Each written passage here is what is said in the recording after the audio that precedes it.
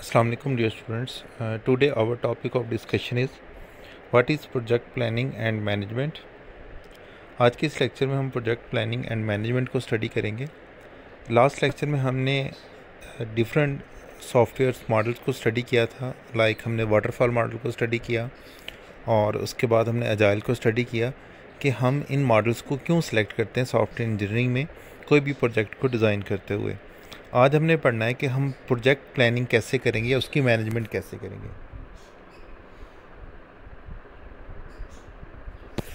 Planning a software project is like a planning a trip. You need to know where you are going, how long it will take and how much it will cost. एक simple सी example दी गई है कि आप project की planning same इसी तरह करते हैं जिस तरह आपने कहीं पे ट्रैवल करना हो, तो आपको पता होना चाहिए कि आप कितने दिन के लिए ट्रैवल कर रहे हैं, उसमें आपकी कॉस्ट क्या आएगी और आप कितने मेंबर्स होंगे और इसको कैसे मैनेज करेंगे, उसमें टाइम लिमिट क्या होगी। तो एक सॉफ्टवेयर को बनाने में सेम उसी तरह टाइमिंग को देखा जाता है, टाइम लिमिट क्या होगी, उस पर आपके टीम मेंबर्स कितने होंगे और उस पर आपकी कॉस्ट क्या आएगी। जैसा कि डायग्राम में दिखाया जा रहा है, इसके डिफरेंट फेसेस होते हैं। सबसे पहले इनिशियल फेस होता है जहाँ से आपका प्रोजेक्ट स्टार्ट होता है, उसके बाद प्लानिंग होती है, फिर एग्जीक्यूशन होती है और उसके बाद परफॉर्मेंस को मॉनिटर किया जाता है और फिर जो प्रोजेक्ट है वो क्लोजिंग पे आ जाता है, यानी डिप्लॉयमेंट फेज पे आ जाता है। Comprehensive project planning involves thinking about all the detail of your projects before you start. किसी भी प्रोजेक्ट को स्टार्ट करने से पहले आपको उसकी कम्प्रीहेंसिव प्लानिंग करना पड़ती है। This include understanding what you need to be done and what will you do it, how will be done, मतलब आपने करना क्या और कैसे करना है। Point is setting project timeline.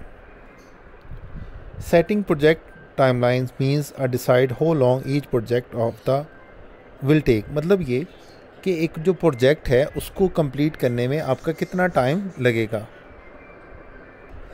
Next जो फेस आता है प्रोजेक्ट प्लानिंग में वो है estimating cost. Estimating cost of the software project is a critical step in project planning and management. It involves predicting the total expense required to complete the project successfully. Cost में हम ये देखते हैं कि आपका जो प्रोजेक्ट है उसको कंप्लीट करने में आपको कितना टाइम लगेगा। Accurate cost estiming help in budgeting, resources allocation and setting realistic expectations. Budget आपको ये बताता है कि आपने कौन कौन से रिसोर्सेज और कौन से टीम मेंबर्स को एलोकेट करना है और किस तरह इसको लेके चलना है। अब इसमें की फैक्टर्स को स्टडी करते हैं जो कि कॉस्ट एस्टिमेशन में आ रहा है। सबसे पहले डेवलपमेंट टीम है, उसके बाद टेक्नोलॉजी स्टैक है और उसके बाद प्रोजेक्ट ड्यूरेशन है, रिस्क मैनेजमेंट है।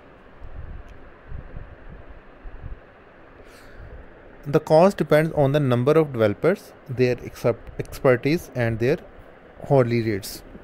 अब जो टीम है जो उस प्रोजेक्ट के ऊपर काम करेगी उसमें कितने मेंबर्स होंगे, वो कितने एक्सपर्ट हैं, उनकी सैलरीज क्या होंगी। ज़ाहिर सी बात है अगर कोई पर्सन ज़्यादा एक्सपीरियंस्ड है तो वो अपनी सैलरी भी उस हिसाब से चार्ज करेगा, या वो अगर पर हावर के हिसाब से क्या चार्ज करेंगे। सेकंड पॉइंट है technology stacks. The choice of technology, programming languages and tools can be affect the cost. Some technologies require more resources or specialized knowledge. Technology के मुताबिक, टेक्नोलॉजी में वेरिएशंस के मुताबिक भी जो कॉस्ट है उसमें चेंजेस आती हैं। प्रोजेक्ट ड्यूरेशन, जो जितने भी प्रोजेक्ट लेंथी होंगे तो उस पर हमारी जो कॉस्ट है वो ज़्यादा आएगी, लेकिन अगर एक स्मॉल प्रोजेक्ट है तो उसमें हमारी जो टाइम ड्यूरेशन है वो कम आएगी और हमारी कॉस्ट भी उसमें कम आएगी। रिस्क मैनेजमेंट में क्या होता है, identifying potential risk and their migration strategies can add to the overall cost. अगर कोई भी प्रोजेक्ट रिस्की होगा जिसमें जो यूज़र्स की नीड्स हैं वो चेंज होती रहेंगी तो वहाँ पे भी कॉस्ट जो है वो ज़्यादा हो जाएगी।